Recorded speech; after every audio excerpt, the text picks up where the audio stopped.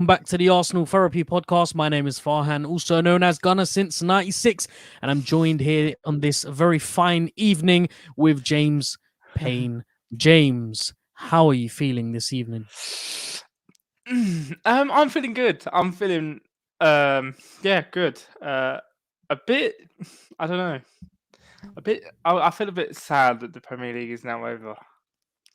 There's a part of me Really? that, yeah, there's a part of me, but when everything comes to a close, and then I watched City lift the title, and then Yeah. all the big fanfare, and then you believe, oh, it's over for another season, and then you kind of Yeah. brought back down and brought back out of the Yeah. bubble you've been living in for the last sort of 12 months of a season.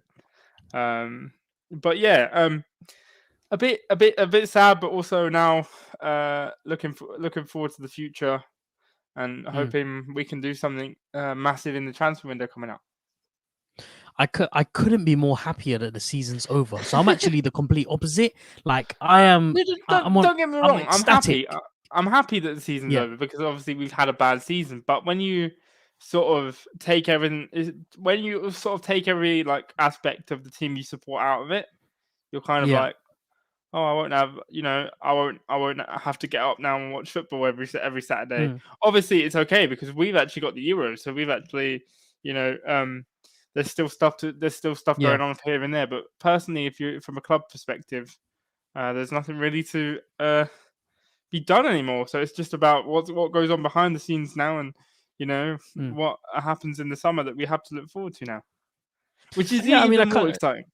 it is, yeah. And look, I kind of understand where you're coming from. The aspect of like not being able to watch your team play football, stripping away the fact that there's no fans and this. I mean, everything that I associate with this season is just pure negativity and just heartache and headache and Yeah. stress, anxiety.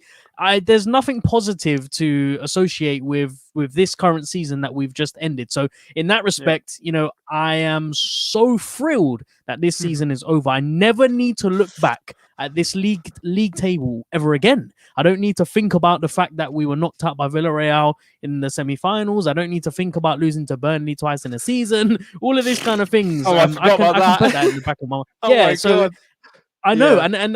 and now I guess the reason why I'm so excited, I'm so happy to see the back of this season is because of everything that we can now start building towards, and Yeah. of all the things that we can now start to talk about and look forward to, of all the Absolutely. prophecies that should come true, like Josh Kroenke being at the Emirates today. That's relevant. We can talk about that because it has an impact on what happens in the immediate future. Whereas if we were in the middle of the season, that wouldn't have mattered because actually it would have mattered. I think Josh Kroenke being at the Emirates in the middle of the season would have spoke volume and would have been far more impactful than. I mean, I don't know. I get the impression that if he was here in the middle of the season rather than the end of the season, then that would have sent out a better message, and it would have he would have been able to gain a few more hearts and a few more fans might have trusted it. But Yeah. I personally get the impression that coming to the Emirates, coming to watch the team play for the final time this season, bears no real significance, and I can't seem to figure out why he's done that, other than the fact that it's damage limitation for KSE. His role is to try and maintain as much control of this, boiling pot which is bubbling over, and to come into the final, to come to the Emirates at the final game of the season is almost a way of saying, like, I'm here, guys. KSE are here. We're representing. This is what you wanted. We're here. We're delivering. But why wasn't he here any other game? So I mean, what do you take from Josh being at the Emirates? How did you feel about it? What do I take from it? I mean, I didn't actually expect him to be there. Well, I didn't expect him to be there, but I thought there would be some sort of spokesperson or someone there on behalf of KSE, some sort of like in-house director, maybe. Tim Lewis, who's our club. Tim Lewis was there as well. He was sat right next to Josh. Was he there? Yeah, Obviously, he had we a also mask on his face. I recognize his haircut, but yeah, it was him, Vinay, and Josh. Josh, They yeah, were and then sat in the executive box. we also had there today Richard Garlick, our new Yeah. director of football, inverted commas. But Mm-hmm. yeah, what would I take of? What would I take of? See, I'm about to spit some like I can. I sort of, at least he did make the effort Yeah. because at least he's unlike his dad. I think Mm. he's very. I think Josh is the better of the two. I say Josh is the better of the two because Mm. Josh makes an effort to at least show his face. Which But do you sort know of why that is, James? why? Because it's Josh's responsibility to be at games and to be. Josh has been handed Arsenal Football Club. It's not Stan Kroenke's. It is on paper. I mean, officially, Josh Kroenke. Stan Kroenke is the director. He The owns owner. Yep. Arsenal Football Club. He is the head of KSC. Therefore, he is he is the sole owner of Arsenal Football Club. But historically, we know that this has been handed down to Josh. So Stan doesn't really have, other than it officially being his, he doesn't really have a foothold at the club unless But do we have any? tomorrow he chooses to.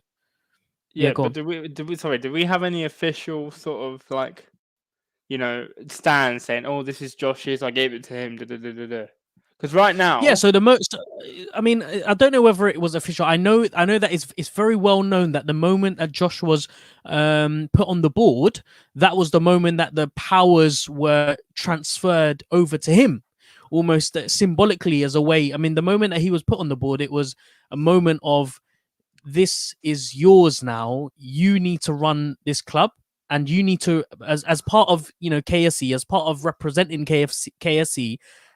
Wow, KSC. I knew that was coming. I could Yeah. hear that. Okay.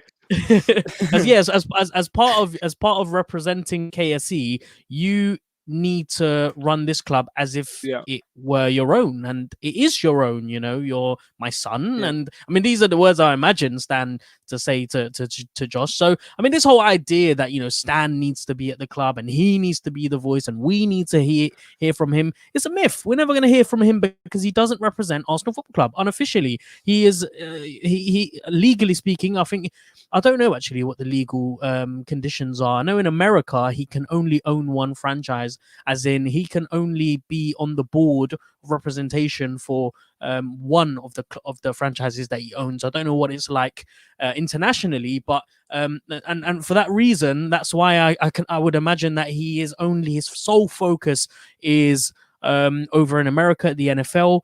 And he is less concerned about what happens at Arsenal because he's got his son here who is doing a terrible job. But I mean, look, you made the point that he at least turned up, and he's definitely been saying the right things ever since summer 2018. Be excited. He's been saying the right things. I mean, there was news about him being involved in another fans forum the other day. I think either last night. Yeah. Or the day before that, I can't remember. Fans were again quite critical, and he did reiterate that he would make time, and he vowed to at least be involved in one of these fans forum per year. And however you want to dress that up and whatever you think about that, the guy said the guy has made a commitment that he wants to be more involved. He spoke to Mikel. He spoke to the boys at London Colney yesterday, I think it was. Yeah. Or Saturday, yeah, that's right. And they reiterated. Via the Athletic. Yep. That's right. Okay. Yeah, that's right. Yeah, and they spoke. He spoke at length about the direction we were going in, trying to reiterate that KSC are fully backing this project, and then he shows up today. And so, look, the guy is this. This is the problem that I have with the Cronkies. These are things that you should be doing throughout the course of the season. It's not something we need to be seeing at the final game, and I think this is really manipulative of KSC. And it almost, if you read between the lines of what's going on, it seems as if KSC think that the majority of Arsenal fans are clueless and are a bunch of idiots who don't know what's going on. Here's what I think is going on here. I think Josh was brought over here in the last game of the season. He was part of the fans forum a couple of days ago. All of these things that he's been doing at Arsenal in the last 48 hours has been done systemically so that when we approach the summer transfer window, we can all try to unite a little bit, be unified, and with a common goal and a common objective, whatever that may be, whatever they decide it may be, it's almost a way to almost soften the blow. I'm expecting to be disappointed in the summer transfer window because I don't trust our owners to do the right thing. I think they are playing a very smart game and they are making a lot of money out of Arsenal because we are not They won't be now. achieving. Well, look, the reason why I say that is because of what they're getting from Arsenal Football Club. I mean, we owners don't tend to gain as much at a very highly successful club. At a very highly successful club, you need to invest a lot of money. If you don't invest a lot of money, then you're not going to reap the benefits. Equally, if you don't invest in a club who are underachieving, then you're losing money. So how do you make money? How do you maximize your profit? You maximize your profit at a club who neither overachieves or underachieves. It's sitting in the middle ground. A club that qualifies for the Champions League, a club that finishes top 4, and a club that wins an odd trophy every 4 or 5 years. That's where you make your money. That's Arsenal Football Club. That is the bare minimum. Yeah, it is the bare minimum. That is the bare. So if like for instance, I was like at work and I said, "Oh, I'm going to do the bare minimum," that's what you'd expect from me at the bare minimum. You'd expect me to be proactive and but we want to go higher than that. But people like Josh and Stan just sit there and go, "Oh well, got European football, so we're fine." Yeah, but now they can't hide behind that. Now, because we don't have the European football. We don't have European football. And so it almost seems like now it's crunch time. Now we need to show our faces. Now we need to steady the ship. The ship was steadied when we were qualifying for Champions League. Their expectation of success and our expectations of success are two very different things. And so, like I said, I feel like Josh being at the Emirates today was trying to soften the blow for what's to come. He's trying to gain the trust of the people. Trying to play the little sympathy card, I'm here, I'm trying, I'm sorry, forgive me. Now, if they don't give us what we want in the summer transfer window, it's not going to go down very well. But in his head, I think, this is purely on speculation, I think that Josh wants to do all of these sort of PR stunts so that eventually when they when they under deliver their promises, it can be, the damage can be as limited as possible, as in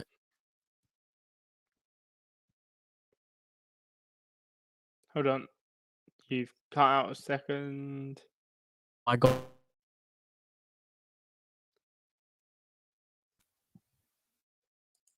hello.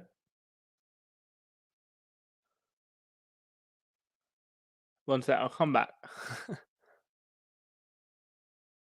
Hear me. Oh dear. It seems as if we're having some connectivity problems. That's a shame. Oh, and I've just gone off. Or James has gone off. I don't know. Is it me that's got internet problems? Or oh wow. Anyways, this is awkward. The season finale, and we're having a real oh, he's back. Sorry, hello, cut out James. For a minute there, so I couldn't. I'm really so hear you. Yeah, I'm sorry. I don't know whether it was me that was having problems or whether it was you, because the screen kind of froze and then you left, and then I was like, oh God, we haven't lost James, have we? But it was actually me that was having the problems. Yeah, I apologize. That's I'm okay, back, no worries. and it's not an issue. Yes, it wouldn't be a season finale without problems, I guess. It's not an issue. Don't worry. So I was just finishing my tangent on Josh. Yeah. Completely forgot what I was saying, but all in all, I think Josh being here today was damage limitation for the future. And like I said, if he had been here in the middle of the season, great. That for me shows an owner that cares, that wants to be at the club when it's going through its toughest period, and that Even wants during to a try and pandemic. even during the pandemic. I mean, why not? The stadiums are empty. You need to show your face. The moment you show your face, immediately the media capture that, and then there is a story. There is a story that creates positive momentum. That's the way that I see it, anyway. Yeah, Whereas if do you know? I Whereas if you're sitting in yeah. your ranch in America, the stories are only going to be that the Cronkies not interested in Arsenal, don't really care about what's going on. All they're here for is to generate profit, whereas a positive story that gets the rounds going, that creates a buzz on Twitter, on social media, it gets the players talking, it creates that feel good factor. Do you know what I mean? Yeah, I know what you mean. Yeah, of course. And Yeah. it's what we need. There's no point in having it now because the season's over, but we need it going into next season. Well, Mm. I would like to have some sort of something now. I'd like to think that Josh may have done an interview or something, to say, look, this season Be hasn't gone excited our part two. well, potentially. Yeah. Like for instance, imagine I'm Josh and I go in front of a camera and go, this season hasn't panned out as we hoped, but we're gonna, but put something on the line. So you said be excited, but put something Mm. else on. We're gonna rebuild. We're gonna spend in the summer, but you don't get any of that. You only get, you know, Arteta may get that, but Yeah. us as fans, we don't get any of those assurances. So that's why we've been protesting. That's why we were protesting today, Mm. a couple of weeks ago. You were at the protest today, I believe. Were I you at was the not. protest? I was not. You was not. False information. I was not. No. Okay. So I did want to go, but my tire got a puncture in it, Oh, and I yeah. wasn't able to sort that out because the garages, the places that fix your tires, they are called garages, right? Yeah, they're fine. Yeah. Those places they were Yeah. closed today, seeing as it was a Sunday, so I was unable to make it, which is a real shame. But That I is a was shame. closely tracking it on social media, and it seemed like things started to pick up a little bit Mm, after what seemed to be a disappointing turnout. And actually, I don't really blame. Well, it's difficult to blame the fans when things like Mother Nature gets in the way. The weather rain. was Yep. awful; it was pouring down, and credit to the fans who stood out there in the rain. Yeah. They Absolutely. did get media coverage, and so the only outcome and the only goal of a protest, I think, especially with Arsenal, should be to get the attention of the people that you're protesting against. And Josh Kroenke would have known. He would have been very well aware of what was going on. He would have seen the posters and the banners in the stadiums, Mm. um, people holding up placards, That must Kroenke be. out. Yeah, Yeah, go on. that must be. I spoke to my dad about this. I would hate to be on the opposite end of that. You know, Josh Kroenke's Mm. in the stadium and he's seeing all of these things, basically tarnishing his family name. But But this isn't something new. I mean, this isn't a no, phenomena that's happened in the last 48 hours. I, Josh, Josh and Stan and the Cronkies will know very much. They'll be very well aware of their reputation in England and in America. They would know. So the yeah, question remains: if they know this, and I think to suggest that he is oblivious to all of this is silly. really Yeah, not necessarily silly, but I mean, you would imagine that successful billionaire businessmen like them will be aware of their customers, of how their customers are feeling. Otherwise, they wouldn't be billionaires, would they?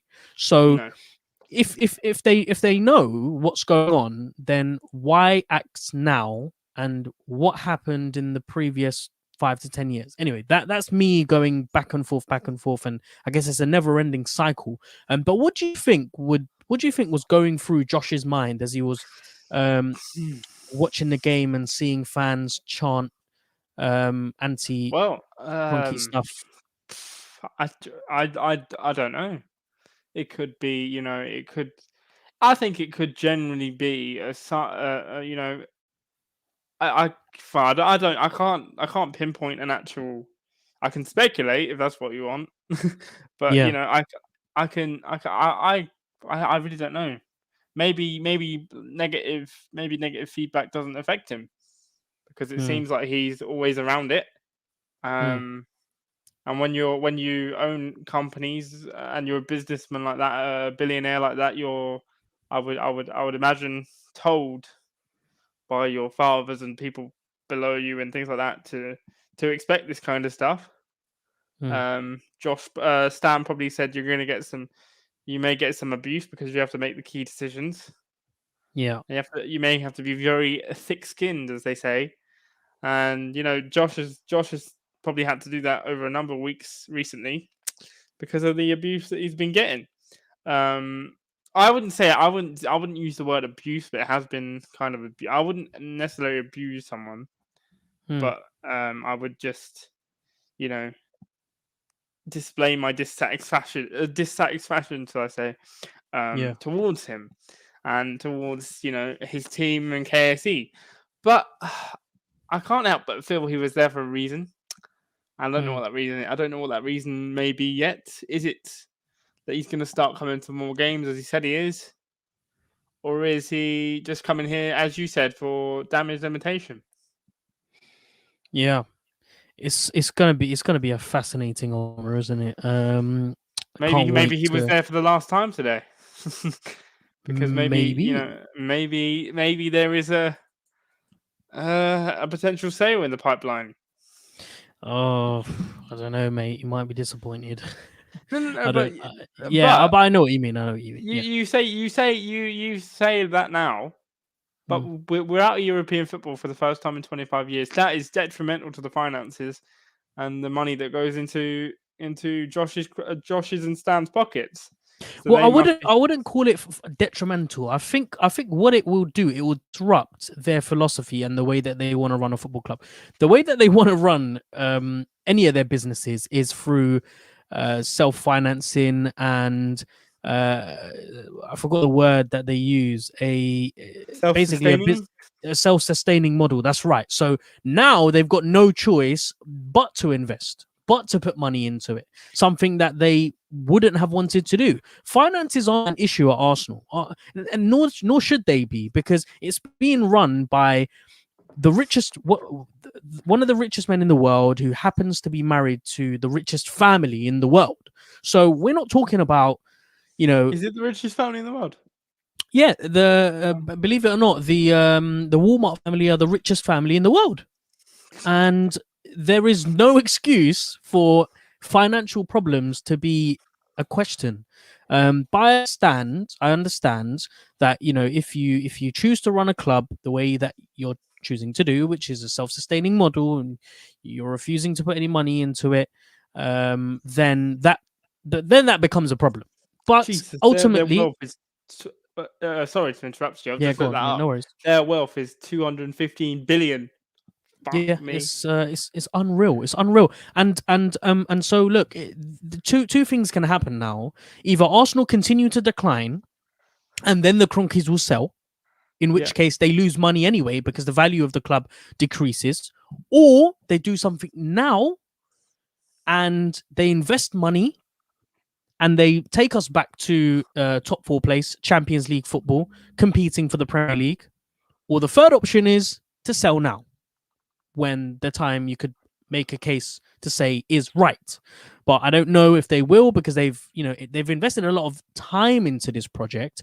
I mean, the move from Highbury to Emirates alone, it was a massive project that they were involved in, and that was, I guess, the kickstart, and what got the wheels sort of rolling into motion for why they've been so heavily invested. Anyways, I mean, Mhm. let's talk about the game itself, Yeah. because other than Josh being there and other than fans also being there, we will talk about fans. because I think they made a significant contribution to today's game. They Let's did. let's start by talking about the last team selection for this season. How did you feel about this lineup? Let me. I'm just going to put it up just so I can refresh my memory because Yeah, time has passed since then. yeah, I can see Kroenke out is now trending, so that's something. job. Yeah. 1 second, bear with me. Maybe you can put it up before me. Yes, I can remember it at the top of my head because I predicted almost the same lineup, bar one change. So I predicted Chambers holding Gabriel Tierney, and then Partey and Xhaka to play in the middle. I thought Smith-Rowe might play in number 10, but Mikel decided to rest Saka, which is understandable. So Odegaard played in the number 10 role. Smith-Rowe was out on the left, Pepe was on the right, and Aubameyang was playing up front by himself. So almost identical to what we saw against Crystal Palace. Who did we play? Yeah, that's it. Crystal Palace on Wednesday. So it was a.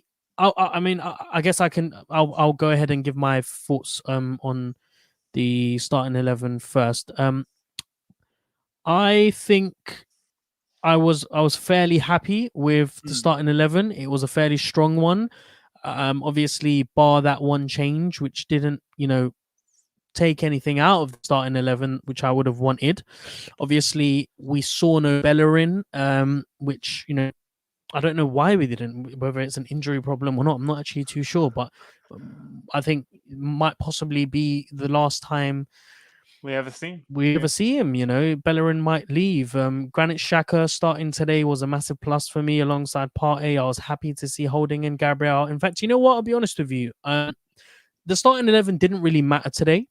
No, I think you could have put out anyone and I would have just run with it, and I would have been more than happy to see 11 players play in the final game, because I know there was aspect to that game where it just didn't seem like Arsenal were ever under pressure. It seemed like there were aspects of that game that reminded me of like a preseason friendly, not a preseason friendly in that sense. It almost seemed like an Emirates Cup game, or maybe like a Community Shield type of game where it was competitive, where Arsenal wanted to win it, but there was no real context behind why we were playing it, other than the fact that 90 minutes of football, fans are back, we need to win this. Yeah, I completely echo what you said there. Obviously, the one thing that I noticed was Saka wasn't playing; he was on the bench. Yeah. Which is, it's the last game of the season. But I also understand that he's been absolutely run to the ground this season. So maybe there's an aspect of keeping him safe for the Euros because they are fast approaching. Tierney, well, you could say the same for Tierney really because he's got Scotland. But yeah, it was kind of unexpected. Like you said, you could have gone with any lineup today, and because it is that final day, you just want to see your team play for the final time this season and try and put in a good performance, which we absolutely did this season, and the fans were back to see it, so it was a really good performance. Definitely. So let's talk about the game now, and obviously it being the final game of the season. Context behind the game was that actually we were playing for something. Well, if you want to call it that, potentially the Europa Conference League, which I can't believe we haven't touched on. But I guess it shows how insignificant that is now. Do you know what I mean? There was a massive. Yeah, go on. No, I was just going to say it's one thing that I've had time to judge. I tweeted a couple of hours ago, or an hour ago now, that I've had time to digest the result, and to be honest, I don't really want the Conference League. I think we'd be better without it. I just think it's another, money grabbing, ploy from UEFA. Because if you win the competition, guess what you get? A place in the Europa League. Yeah. You don't even get any substantial. So basically, you win it to go back to square one and where we've been for the last 5 years. So I think it will actually benefit us being out of it, because obviously we have more time to train, and then you have more rest time, and we'll be playing again on Saturday at 3 o'clock. I think it might be a blessing in disguise that we haven't qualified, because obviously games for the Europa Conference League were going to be on Thursdays, so the same day as the Europa League, but they were going to be apparently at stupid times, like 4 o'clock in the afternoon and things like that. And I'm not here for that. Absolutely. I don't want to be finishing. For instance, I finish work. My work day is at 4. So, for instance, if I finished work, I'm not going to be wanting to go straight into a game and having to, I don't. It doesn't work. I just think it's another money making ploy from, the guys that run the game. So, I'm kind of glad we're not in it right now. Yeah, I couldn't be more happier to know that Arsenal are not going to be playing in the Europa Conference League and Tottenham are. That for me is a victory. Forget the fact that they finished above us. I mean, that it doesn't mean anything to me, because we're both at the end of the day finishing 7th and 8th, which aren't great positions. So who cares? Who's got time to be bragging about who finishes above the other when we're finishing in them type of places? For me, the real victory here was Arsenal avoiding the Europa Conference League at all costs. Because you're right, it is nothing more than a money grabbing move. It doesn't serve any benefit for Arsenal, or I would say any clubs who are ambitious and who want to achieve Champions League football. Clubs who want to achieve Champions League football will be stuck in a cycle if they enter a competition like the Super League. Sorry, God forbid, the Conference League. So this is what will happen. You'll end up playing in the Conference League. You'll play a shit ton of games on a Thursday in places you've never been to before. They might be incredible places, but to play football in those places at those times might be detrimental to your league form. And that's exactly what happened to Arsenal this season. Our worst form, our worst period in the season came in the middle of the Europa League group stage. If you look back at the fixtures that we played, we would win a Europa League game and then we would lose the next Premier League game. And the Europa League, I think it was almost a mask, a disguise. It almost disguised how bad we were performing in the league, because when you lose a game, you often look at the next game to try and see if you can bounce back. Yeah, and that's what the Europa League was doing. It was acting as a sort of like a comfort pillar. We were losing a Premier League game, winning a Europa League game, and it was happening time and time again until we got to Burnley, until the Europa League group stage games were finished, and then afterwards it was panic station. It was panic mode, because everyone realized, oh my god, we are so badly underperforming in the league. We're losing game after game and we're not picking up points. We could potentially get relegated. Do you remember when we were having conversations about Arsenal potentially being relegated from the Premier League? That all happened because of the Europa League. So God forbid Arsenal ever enter a competition like the Europa League or the Europa Conference League ever again, because that for me is, I see it more as a punishment than anything else. Now, we need to obviously bear in mind that these competitions are beneficial for other clubs, and with all due respect to other clubs, let's be honest, Arsenal Football Clubs are not in the category of other clubs. We are a top club, or we should be. So therefore, the only competition that should bother our league form should be the Champions League.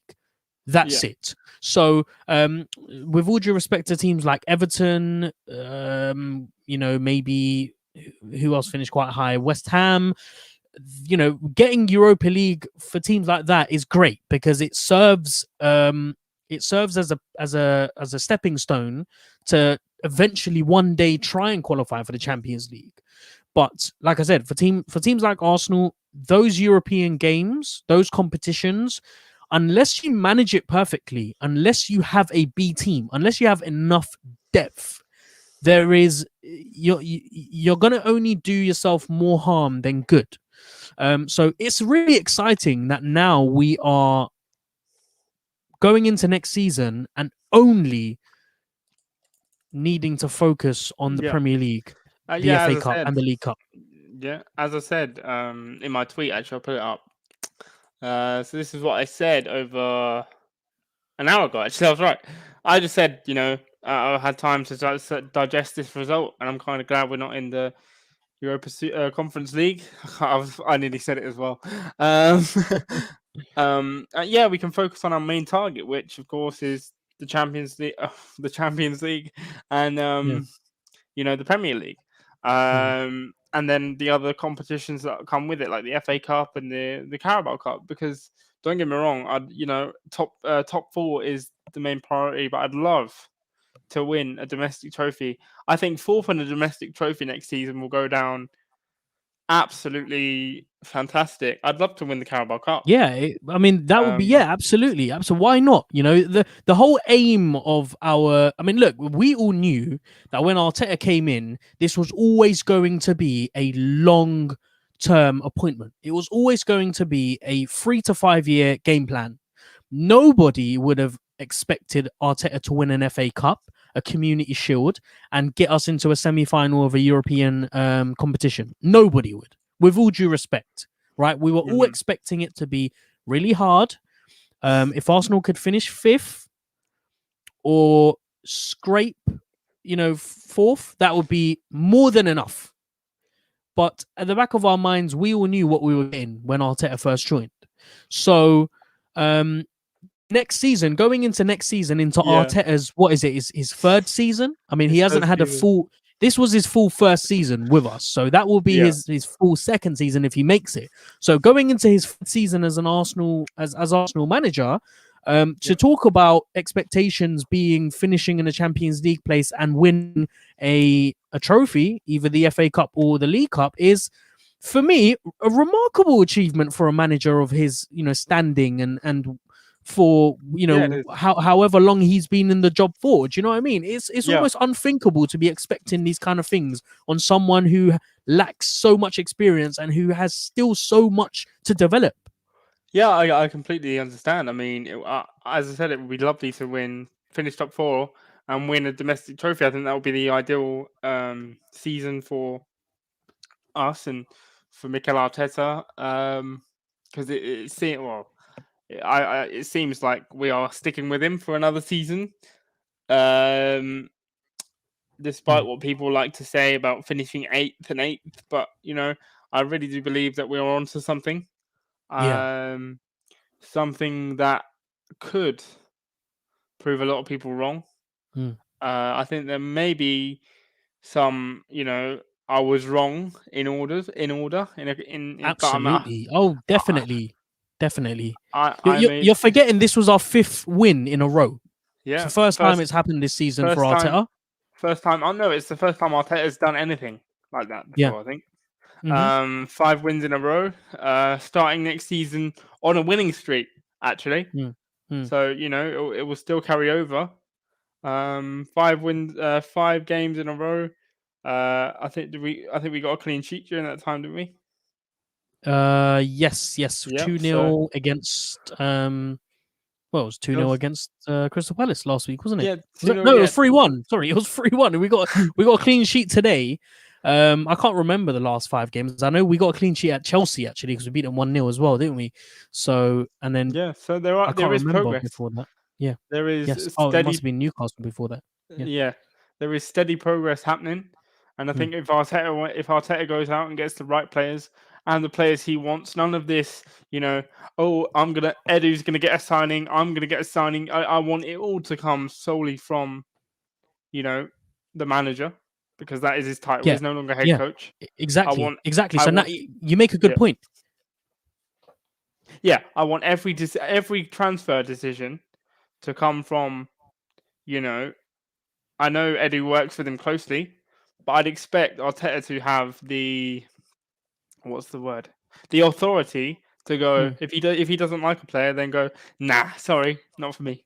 I want X, Y, and Z. I want a Basuma, an Owa, a Grealish, anyone that Arteta says, go and get him. Because I really believe that we are onto something with this manager, and I've said it all season, and I've had people disagree with me, and that's fine. But I'm ready to back this man to the hill, and if if things go wrong, I'll hold my hands up and I'll go, you know what, it wasn't to be. But Yeah. I don't see it going wrong. We're in a good vein of form right now. We've ended the season very strongly, 5 wins in a row, Mm. and I'm very looking forward to the future. And if Arteta can get the targets he wants in the summer, and is back the way that we all think he should be, then I Mm. think we're all going to be in for an exciting season. I totally agree with you, mate. Honestly, it's the way that I see Arsenal under Arteta is it needs to be done in a process. I hate to use that word, that Yeah. age-old cliche word that we're Trust all too process. used to hearing. Trust the process, but it has to be done in a proper protest and process, both. Yes, it needs to be done in a proper process because you're forgetting that this is a manager who has no other experience in managing other than Arsenal. So, what better way to start or continue than to only play Premier League games, FA Cup and League Cup games, and just to avoid European competitions altogether? Because, um, I think we can all agree that there have been some good periods of this season. And I think the best periods of this season have come when Arsenal are fully focused On the on Premier League. one competition, on the Yeah. Premier League. Yes. The brightest spells came after Boxing Day. They lasted, I think, you could say halfway through January or maybe early February. I can't remember from the top of my head, but I know that we had a pretty good decent run of games, and we had a pretty good decent run of games in between. I think March, April. God, I I'm not don't know too why sure. I'm guessing. I can just pull up the results right here. So, um, the worst, we had a very bad start. We We know did. that. And then, like I said, the best period came after on Boxing Day. So beating Chelsea, beating Brighton, West Brom, Newcastle, drew to Palace, beat Newcastle. We lost to Southampton in the FA Cup. Then we beat them in the league. We beat them. We drew to United. So January is a very good month. Go into February now, we lose to Wolves. Now that for me is a very result in itself because of the context in how we lost that game. Jimenez getting that awful head injury, Don't Luis being sent off even. for Yeah. nothing. And Yeah. then we obviously lose to Villa after that. So those two games, I mean, Villa, you can't really. It's inexcusable because we should have beat them, played better than them, and that wasn't us. But that Wolves loss for me. We dominated that first half. I remember it clearly. We were so good in that first half. Just not clinical enough. I remember Saka was absolutely on fire, magic. But then, with everything that happened, we lost that game. We beat Leeds, and then we play Benfica. We play Benfica Hmm. in February. We lose to City 1-0 after that. We beat Benfica. We beat Leicester. And then the poor run of games start to come in. And actually, do you know, even after January, we don't actually suffer too many bad results. Other than Wolves, Aston Villa, West Ham game was a bit of a disaster because we were down like 3-0 or whatever. Liverpool and Everton. That's it. There were only 3 or 4 games where we slip up, and those were all in between Europa League games. So, can you imagine an Arsenal side fully focused on just playing league opponents, having a well earned, full week of training, of developing, of tactical Analysis. analysis and sharpening their tools, ready for their? Yep. I mean, I don't know whether it's too early to say this, but No, no. Look, I'm quite excited. you know what? No, no. You know why it's not too early because you're an optimistic fan. You Mm, know, I get to. I've been, I've been told off for going and saying, "Oh, Arsenal are going to win the." Well, obviously Arsenal aren't going to win the league. Come on, but mm, I've been saying, "Oh, Arsenal have," because I want to be, uh, like at the highest pace possible. Hmm. And I get, oh, Arsenal going to do it, going to do this and do that, and I get people going, oh no, they won't. But Hmm. I want to be optimistic for my team every single season. I don't want to go, oh, my team is going to finish sixth or seventh. I want to go, my team is going to finish as high as possible, in the best places possible, and Hmm. be excited going into a season. So there's nothing wrong with that at all. And so yeah, that's why I think that being avoiding a European competition for one season might just do the trick. I It mean, might look at give us Chelsea. exactly, They exactly. I was going to make the point of Chelsea and United. It might give us the right time frame as well, because if we had got into the Europa Conference League, we would have had to play X amount of games extra, and that would mean that we would need X amount of players to compete in all of those competitions, and that would put an increased amount of pressure on Edu and Arteta to get in X amount of signings. Now, you and I both know that we need at least 8 to 9 signings for a full transformation, to have a club, a team, a squad that is ready to play on all 4 fronts. Yeah. Not even looking at the quality of players that we need, but just the numbers alone. 8 to 9 signings on average, I think, is what we would need to play in Europe. But now it doesn't seem that we need that many signings. Now I would say maybe 4 to 5, get into the Champions League, and then make an additional 4 to 5 signings, and we're good. So now Yeah. it's set us up for a nice sort of a nice lengthy time frame. It set the coaching staff up and Arteta up to really go at it. Now we will actually see what they're made of, because today's game was almost a reminder to fans that, look, guys, we're serious about what we're doing here at Arsenal, because the football that they were playing at times was quite serious. It looked quite. It was, Yeah. it was I almost love like the words you used in your review of the game. You said Mm. silky, sexy, Oh, mate, absolutely tantalizing stuff. It was. Yeah. At times it was just refreshing.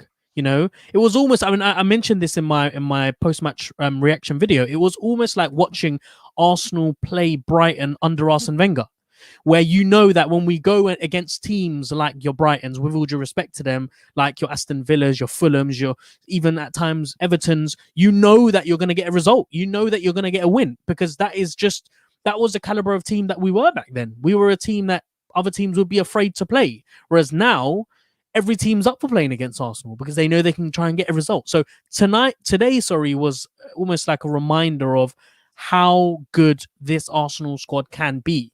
So just bearing that in mind, let's talk about the game itself in a little bit more detail. Let's talk about the first half, and give me your sort of match reaction to the first half. Anything you can try and remember, individual performances that stood out for you?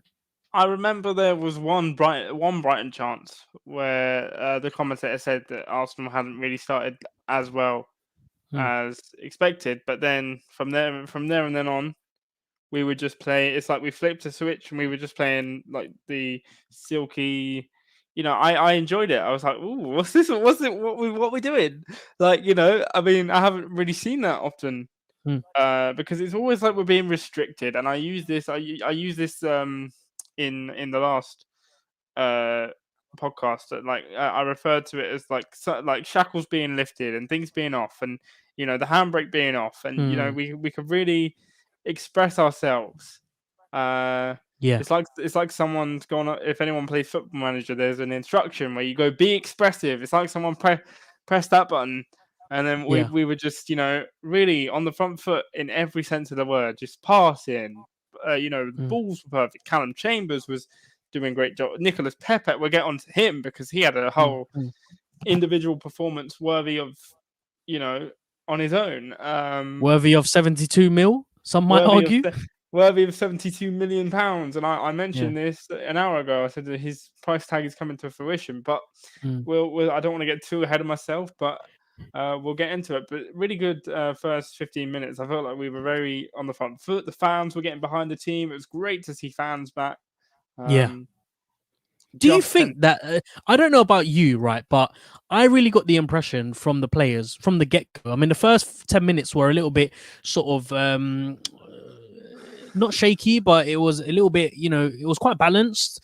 Yeah, Arsenal were playing quite good attacking football, but then Brighton would hit us on a counter attack, and it looked a little bit, almost end to end. But after yeah, that period, it really did seem like the players were playing to the crowd, and we know what our crowd is like. We know what we call the Emirates, what they call the Emirates. So everyone calls the Emirates the library, and how traditionally our fans are quite quiet and a bit reserved when it comes to chanting and cheering and creating an atmosphere at the Emirates. But even despite not having best atmosphere compared to what we saw at Selhurst Park, it did seem like the players got an extra bit of boost from having fans there.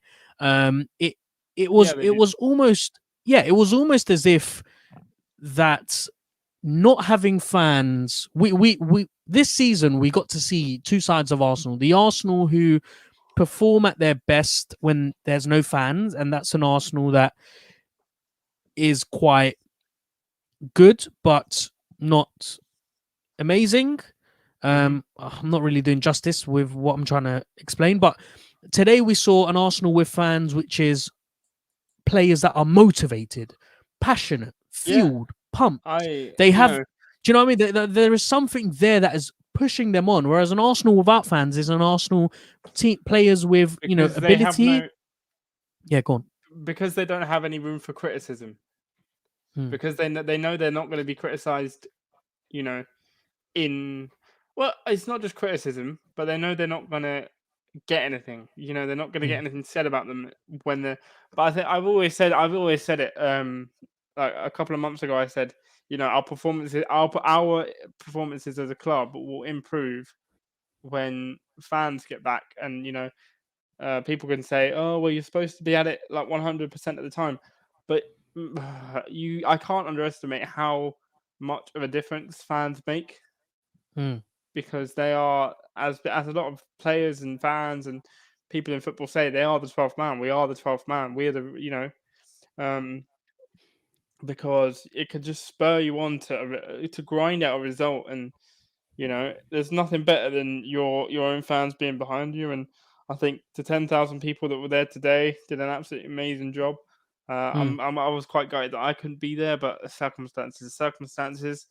Yeah. Um, but yeah, I'm looking forward to maybe going back next season and cheering on the boys then. But I'm really happy Hmm. again that fans are back and they were able to experience Arsenal again. Yeah, the fans are almost an output for players to galvanize themselves. They use the fans as a tool to almost say, right, boys, we've got eyes that are watching us. We need to give people a show. And also, footballers often become footballers because they want to entertain the masses, right? It's not Yeah, always about, when you're a kid, you don't always think about the money side of things and potentially becoming very wealthy and very comfortable, the lifestyle. As a child, you want to kick a ball in the back of the net in front of thousands of screaming fans, because it's that feeling which is generated in being that in that sort of environment that creates those performances. yeah, I think Odegaard, Emile Smith-Rowe, yeah, Xhaka, Chambers, Partey, everyone, and at every moment you could tell that they were going at it absolutely as if they were playing, a final, a cup final. It was that first half for me had everything in it other than goals. There was a party shot, in the first opening 10 minutes that just went wide. There was a long shot from Xhaka. There was Odegaard and Emile Smith-Rowe ripping it up in the final third. Odegaard especially making some exceptional passes, and especially his game off the ball as well. The energy and the commitment to try and win the ball back. I particularly enjoyed the passing and the ability on the ball from Holding and Chambers. They were, for me, quite impressive. But also it was the first time that I was noticing things that were adapting in their game, things that they were working on, and things that I haven't noticed before. I mean, as a central defender, your role is to just defend the ball and stop the attacker from getting past you, put your body on the line, etc. But today I saw another side to their game which adds depth and adds value. It almost warrants their place for them. There is never there hasn't been a more critical person. What am I trying to say here? There isn't a more critical critic than me when it comes to holding and Arsenal prioritizing holding as a centre back at Arsenal. At the beginning of the season, I was against it, absolutely, categorically. I didn't want to see Holding leading the line because I didn't think that he was good enough. And I didn't think that Arsenal should be wasting their time on someone who I felt like couldn't make it. But today, he showed me everything I needed to see. Where you go, there is a future here and you deserve to have your chance. Yes, he deserves it because he's proved it. He's proved to everyone that he can develop into the player that we need. Now, he's not the finished article, but the ability to play on the ball, the ability to track back, the ability to play a high line under a lot of pressure and still keep a clean sheet are things that are crucial, like things that are such good traits in defenders that you don't often see. So, yeah, today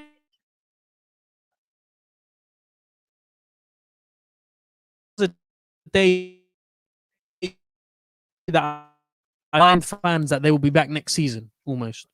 Let's talk about the second half because I think the first half was a lot of Arsenal dominance. There were a couple of occasions when Brighton were hitting us on the counter attack, and they almost did score on some occasions. But ultimately, with the chances that we had created in that first half, it was quite disappointing that we hadn't scored. I think Aubameyang was quite poor. Would you agree with me? I would agree again. I think he made. Oh, what did he do? Really, really annoyed. But can you hear me, by the way? Yeah, I can hear you now. Yeah. Just because there was a bit of a feedback. But one thing that really annoyed me, I think it was in the second half. He went for a shot and it veered wide, but he didn't bother. He didn't bother like cutting in or doing any technique. He just went for the shot, and I knew, for instance, it wasn't going to go in. But I just think that summed up his season, and it's just really, I don't know. I'm really upset for Aubameyang because I don't know what this does mentally. Because obviously he's had malaria, problems with family, etc., etc. I don't know what this would do mentally for a captain and for a person that plays in the Premier League or a footballer in general. I think the best thing for him right now is a holiday. Well, I was gonna say I think the best thing for him right now is that the season is over. That's probably the best outcome that he's had throughout the whole season. The fact that he doesn't need to play another game in this type of environment, and hoping that next season we have more fans back. Because I felt that Aubameyang, because Arteta did shift him out a little bit. In the first half, he started in the middle.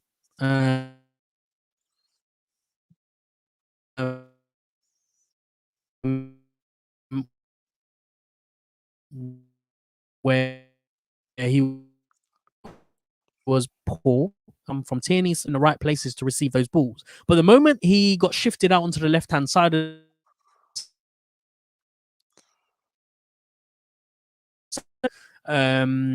penetrate the opposition defense, that shot that you were talking about, that was for me a desperation of wanting to score a goal. You could tell how desperate he was to try and get on the score sheet just before he got sent off, just before he got substituted off. But yeah, I think we can all agree that Aubameyang's a winger. The more you play him centre forward, the more you will continue to see that type of Aubameyang. Yeah, of course. And I think next season might be crucial in the fact that if he doesn't have a good season, we might maybe see the end of him. Mm.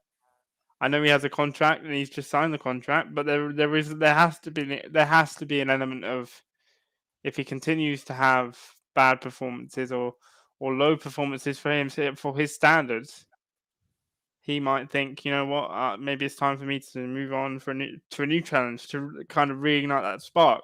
I think that's what, as much as Arsenal fans wouldn't like to see that or admit that, that may be good for him. But obviously, I don't want to see it come to that. I want him to, be here for the rest of his career. Maybe another thing. Maybe he will drop the captaincy in the summer. I'm not. There is a whole load of things to be ironed out this summer in terms of all these little things that may play a big part.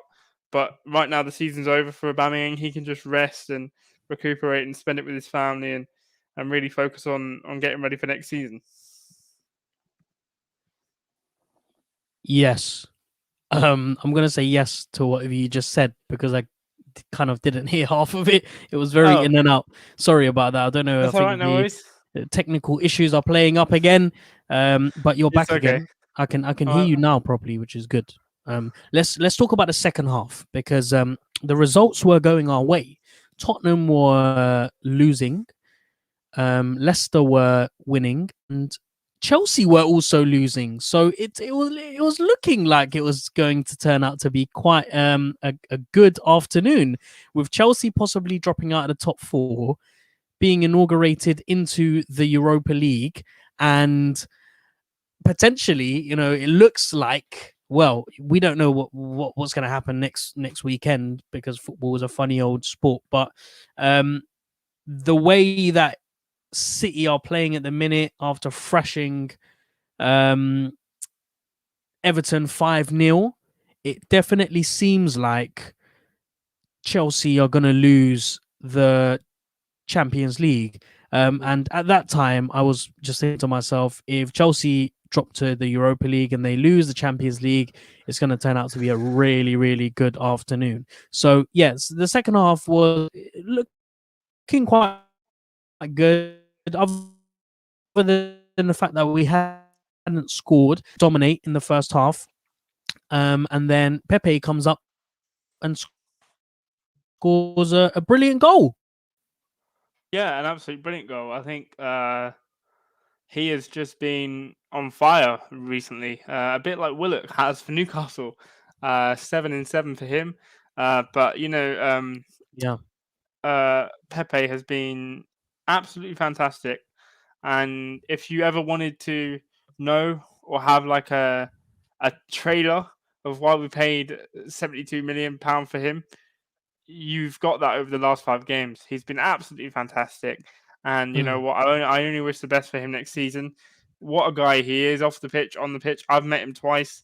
I keep meeting all these players. But that was obviously before the pandemic. I've obviously met a few Arsenal players, and I was lucky enough to meet Nicolas Pepe when he first signed. And I always said that he's gonna do great things, and he is showing it now. And I'm so glad that we stuck with him and Arteta stuck with him because he's reaping the rewards right now. Yeah, absolutely. He seems like he is ready to deliver the goods, and absolutely. He's one of the players that I can't wait to see next season. Him alongside Emile Smith-Rowe, Saka. We even saw glimpses of Martinelli today. Those 4 for me are going to be a treat to watch next season. They really are. I mean, I've got a massive smile on my face as I say this, but you almost know when something's going to happen, don't you? And like I said, it's football's a very interesting sport because you never know what's going to happen, but you almost know with players like Saka and Emile Smith-Rowe and Martinelli that those 3, at least you know that they are going to come good. And with Pepe as well, continuing to go up on the trajectory, if we get a fraction of what he's being able to deliver. And by the way, playing also out on the right hand side, which I hate to see, but it seems like he's now finally being able to figure out what he needs to do. Yeah, I agree. I think, we've had so many change rounds with Pepe, or like how to best utilize his how to best get the I tripped up on my word, sorry. How to best get the performances out of Pepe, switching him to the left hand side, the right hand side, up front with the false nine. And we seem to have settled on this, winger type, well, where he was before, really, but there must have been like a slight tweak to his game where he's obviously got a little bit more forward, maybe to score, because he's arriving in these areas that you wouldn't normally see, and putting away the goals. So I'm happy.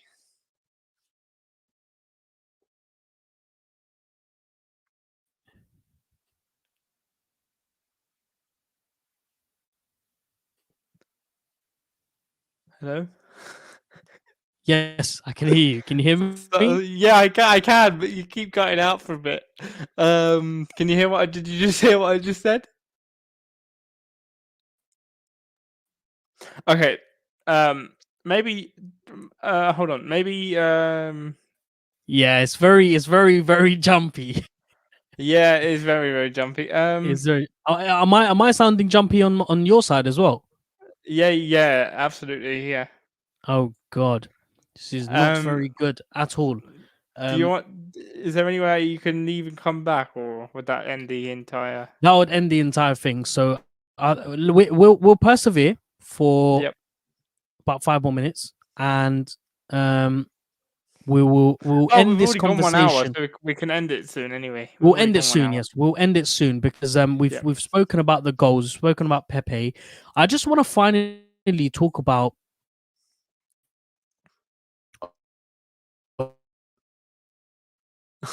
I'm really Odegaard. I can hear that because but the I'm really fan base have been quite split on, and then. Oh, are you? Sorry, I was just talking about Odegaard. Or do we let him go?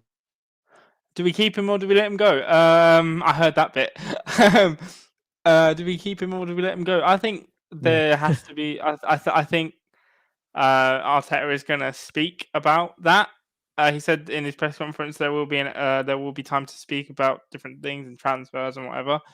So I would like to keep him. I think he can be, and has shown in the little time we've seen of him, a valuable asset to the club. And I think if we do keep him, he will only go from strength to strength. Obviously, he loves the club. He's already come out and said he loves playing with Arsenal and with the lads, and in training, he's always having a smile on his face. So yeah, I think it will be useful to keep him around. Yeah, definitely, I agree with that. But obviously, the question is whether Arsenal can afford him and whether we have any alternatives. Basuma looked really good today, and there are obviously talks that he could be coming to Arsenal. And him and Pepe did look quite, it looked like something was going on at the end of the game. They're both from Ivory Coast, so there is that, partnership there. I guess you could say that friendship, that relationship. Yeah, absolutely. You're talking about Basuma there, yeah? So that is it, really. I'm going to end it here. Yeah. I'm going to end it here because... Yeah. Yes, I was, but I'm not going to talk about Basuma. Thank you very much to everyone who's been listening through this really painful podcast. I guess it's fitting, isn't it? Because of how this season's gone and how bad it's so fitting, because it's been the season from hell and now we finally get to see the back of it. So I hope you've enjoyed this episode. If you did, please do give us a 5-star review on Apple Podcast, and continue following us. Subscribe to us on Apple Podcast. Yeah, lots of big stuff coming up. Can I just say we are at the end of it? Mate. You just finish what I have some stuff to say to. Okay. So you just finish what you want to say. I will. No worries. you want to say, and then I'll. No worries. So just finally, just like I said, like I always say, if you want to find me and James, you can on Twitter. I'm on Gunner since '96. You can find James at James Payne AFC, and yeah, keep up the support. It's been incredible. You know, we've been growing lately. We've been gaining a lot more listeners. So tell a friend to tell a friend, because there are going to be a lot of shows coming up during the preseason up until and the new season beyond. starts and beyond. Yeah. So off you go, James. Just a little parting, because I know we're on the last episode of the season, and obviously I've only been, I can't actually count how many episodes I've been in now. What was my first one? It was Liverpool, wasn't it? I can't remember either, to be honest. I think it was when we lost to Liverpool.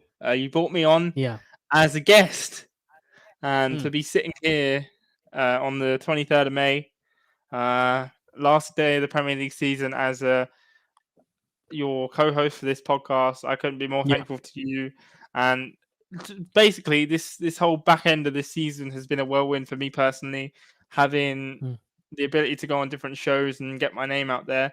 So I owe a lot of that. I owe a lot of that to you, and a lot of that to the Red Cannon, if he's watching, Scott, because he also made me a part of his channel. But you also reached out and wanted me to be a co-host of this show. So I'm really happy with the direction we're going in, and I think we're going to be doing some big things in the summer.